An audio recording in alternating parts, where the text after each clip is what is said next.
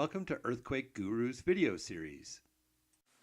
Okay, I have the inverter here, the Duracell 800 watt inverter connected to a deep cycle marine battery. And so what we're going to try and figure out here is how long these Christmas lights would run off of the deep cycle marine battery.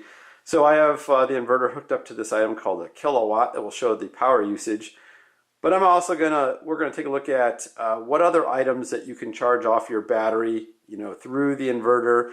Maybe it's too much power for the inverter for this actual one, or maybe it's going to be a lot for the battery to be able to discharge that fast. So we're going to take a look at those items. But first we need to understand how much power is in this battery. So this is a 12 volt battery with 114 ampere hours, so that's 1368. So that's going to be an awful lot to take out of the battery. Damages the battery when you drain it that far down. You're obviously going to want to use it during an emergency. That's what you have it for. But let's say we take it down to 75% of that. So that gives us 1,026 watts to use. But let's just use that as a round number of 1,000. So let's take a look at the items that we have here and see what they draw. So I'm going to turn on the inverter here, and it's powering up. All right, battery's pretty well charged. I'm going to set the kilowatt onto watts, and we're going to plug in the first string of 50 LED Christmas lights. And you can see that's pulling, let's say 2.5. It's going to jump around here. So, this is enough to light a kid's bedroom at night, to give them a little light, run some extension cords through the house. So let's take a look at 2.5. So remember, we had 1,000 amps to work with, divided by 2.5. And it gives us 400 hours of running just those Christmas lights. Okay, now let's take a look at if we plug in a bunch of Christmas lights. So now we have the 50 and the 150. And now we're running, let's say 9 watts. So you have 1,000 watts divided by 9. And so you're going to be able to get 1,100. Oh shit, I said days, didn't I?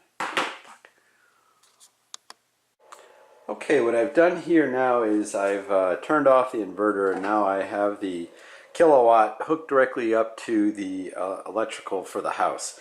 So I'm going to plug in some of the items that we may use during an emergency and see what sort of power they draw. So first I'm going to do the battery charger with all these end loops in it, because during a blackout you obviously probably be recharging your lantern, your lights, your headlights, and wanting to redo these. So just taking a look at as this cycle throughs and gets set to start charging, you can see that it goes up between 16 and 19 watts as it goes starts charging all these different batteries.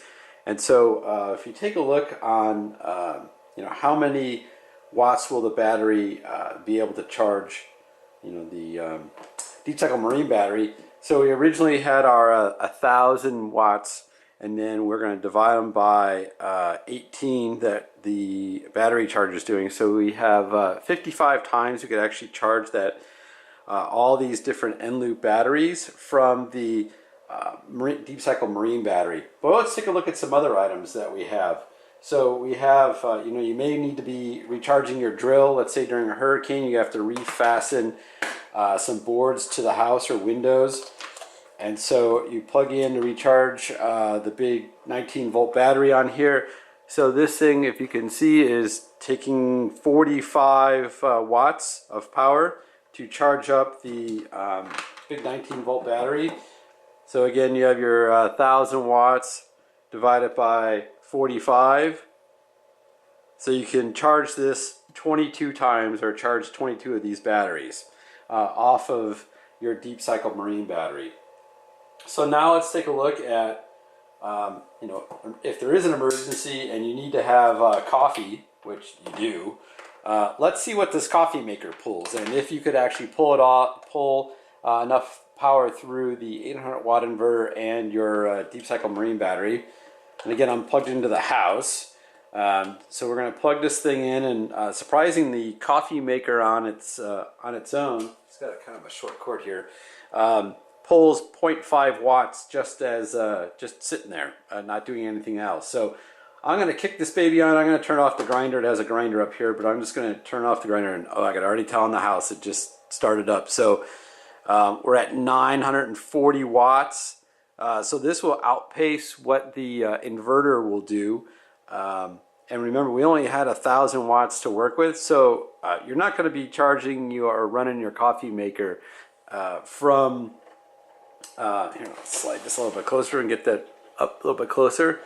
So we're at 926 watts, so it exceeds, like I said, what the inverter will do. So you're not going to be making coffee at home during a blackout with this basic setup. You could plug it into your car, but you need a bigger inverter. So another thing you may want to do is, we'll get this coffee maker out of the way and slide these guys over here, is, charge your family radios. And so you want to see how often you can charge that. So let's take a look at how many watts charging these. These are Midland FRS radios. So they only take 3 watts. So again, you can charge them multiple times from your deep cycle marine battery and through your inverter. So you can charge all these little things, run Christmas lights, not a problem at all. But if you try to use something like a hairdryer, microwave, or a coffee maker like this, that's where you're going to really suck so much power down. It's better off to just purchase a generator and be able to run those items to make your life a little bit more comfortable during an outage. So I hope that was helpful, and thanks for watching.